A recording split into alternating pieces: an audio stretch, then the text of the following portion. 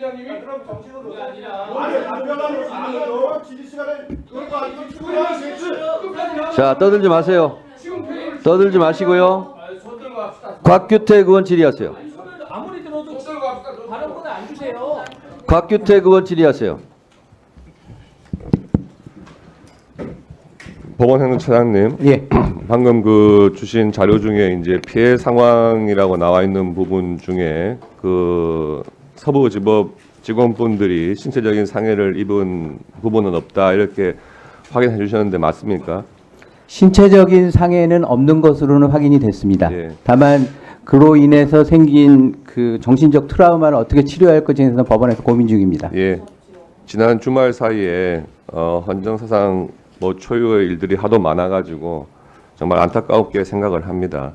그리고 이런 법원에 대한 이런 소요 사태는 다시는 있어서는 안 되겠죠. 예, 맞습니다. 그에 대해서는 다 공감을 하고 있고 다만 그 법원에서 이런 일이 있을 거에 대해서는 충분히 예견을 하고 사실 준비를 철저하게 했어야 됩니다. 저도 서부지방검찰청에 근무를 했기 때문에 서부지방법원의 위치가 사실 이런 소요 사태라든지 시위에 굉장히 취약해요. 거기는 바로 대로변을 접하고 있지 않습니까? 그래서 법원까지 들어가는 어떤 좁은 길이 있는 게 아니고 그 앞에 대로에서 시위를 하게 되면 그 시위 사태가 법원에 바로 영향을 미칠 수 있는 그런 위치에 있단 말이에요. 서부지방법원이. 그렇지 않습니까? 그러면은 그 전부터 이 서부지방법원에서 체포영장 발부하고 구속영장 하는 것에 대해서 많은 그 시위자들이 그 현장에 있었단 말이죠.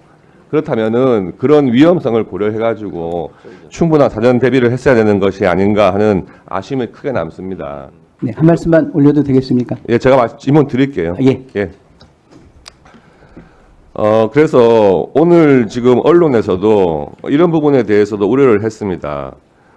구속영장 발부 과정에서 굉장히 이 공정성이나 형평성에 의심을 하게 한 이런 부분들에 대해서도 지적을 해놨어요. 두 가지를 말씀드릴게요. 지금 2023년 9월 달에 이재명 대표 영장을 기각했던 판사는 영장 기각 사유를 600자 분량으로 설명을 했다. 판사는 당시 판사 말하는 거죠. 피해자의 방어권 보장 필요성 정도와 증거인멸 염려 정도 등을 종합하면 불구속 수사의 원칙을 배제할 정도로 구속의 사유와 필요성이 있다고 보기 어렵다. 설명하면서 정당의 현직 대표로서 공적 감시와 비판의 대상인 점을 감안했다는 사유도 있었다. 야당 대표라는 정치적 배경을 불구속 사유로 들었던 법원이 현직 대통령에게는 왜 이 원칙을 적용하지 않았는지 설명이 필요하다. 이런 부분 하나를 지적했습니다. 그렇고 또 이런 지적도 했어요. 영장 심사가 주말에 이루어지면서 대통령 영장 심사는 영장 전담 판사가 아닌 주말 근무 당직 법관에 의해 이루어졌다. 과거 대형 사건의 경우 주말이라도 영장 판사들이 했던 전례와 비교해도 납득하기 어렵다. 이렇게 언론사에서 지금 사설을 통해서 지적을 하고 있단 말이에요. 이런 부분들이 법원에 주는 그런 이미지가 뭔가 불공정하고 이게 다른 사례들하고 좀 형평성이 맞지 않는 것이 아니냐 이런 지금 지적들을 하고 있는 겁니다. 그래서 지금 제가 말씀드린 두 가지 지적사항 이재명 대표에 대한 영장 발부 사유, 영장 기각 사유 이런 것에 대해서 볼 때 너무 이 발부 사유가 설명이 부족한 거 아니냐. 그리고 서부지법의 경우에는 왜 영장 판사들이 있음에도 불구하고 그냥 주말 당직 판사에게 이런 것을 맡겼느냐 하는 부분에 좀 설명을 해 주시죠. 두 가지 측면에서 답변을 올리도록 하겠습니다. 이번 사태에 대비해서 법원의 준비가 부족하지 않았냐라는 의원님 질문에 대해서 먼저 답변을 올리자면요. 사안의 심각성을 판단을 해서 법원의 보안관리대원을 대법원에 소속된 인원과 서울고등법원에 소속된 인원을 추가적으로 서부지방법원에 파견을 해서 보안관리대원을 증설을 해서 이번 사태에 대비를 했습니다. 청사의 보안은 외부적인 부분은 경찰이 담당을 하고 있고 내부적인 부분은 저희가 담당을 하고 있는데요. 구체적인 사건 수사를 통해서 진실규명이 이루어져야 되겠습니다만 이번에 시위대가 진입된 경로를 보게 되면 법원 후문 쪽에 있는 부분이 무너지는 바람에 시위대가 들어온 것으로 보고 있고요. 청사의 출입문을 통해서 들어오는 과정에서는 셔터가 내려져 있고 경찰이 보안 스크럼을 짜고 막고 있는 상태였습니다만 청사 측면에 있는 당직실에 유리를 깨고 시위대가 진입하는 바람에 청사의 출입문도 아마 무너진 것으로 저희는 판단을 하고 있습니다.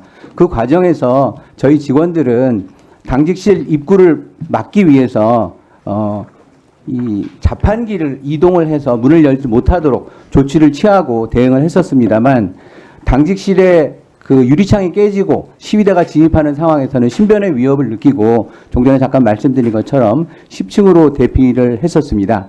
이런 재반 사정을 고려했었을 때 저희도 정말 예상치 못한 상황이었습니다만 추가적인 인력 투입을 해서 보안관리대원이 나름대로 노력했다는 점을 말씀을 드리도록 하겠습니다.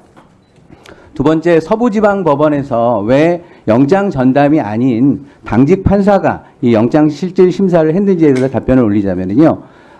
중앙지법 같은 경우는 주말에도 많은 사건이 접수가 되기 때문에 당직 판사가 이것을 담당하는 것은 적절치 않다는 판단하에 오래 전서부터 영장 전담 법관이 그 사무분담을 해서 주말에도 이 업무를 처리할 수 있도록 이렇게 사무분담이 정해져 있는 상황이고요. 중앙지방법원처럼 크지 않는 대부분의 법원에 있어서는 주말에까지 영장 전담 법관이 나와서 이 업무를 처리하는 것은 적절치 않다는 판단하에 각급 법원의 내규를 통해서 주말에 접수되는 당직 영장 사건에 대해서는 당직 판사가 담당을 하도록 내규를 정하고 있습니다. 이거는 서부지방법원뿐만이 아니라 그 중앙지방법원을 제외한 상당수의 법원에서 그와 같이 내규를 정하고 있습니다. 예, 지금 내규 말씀하셨는데 예. 지금 사안의 중요성이나 이런 걸 고려할 때 그런 내규로서 설명할 수 있는 부분이 왜 좀 또 아니지 않습니까? 예, 왜 그 말씀을 드리냐면요, 이 사안의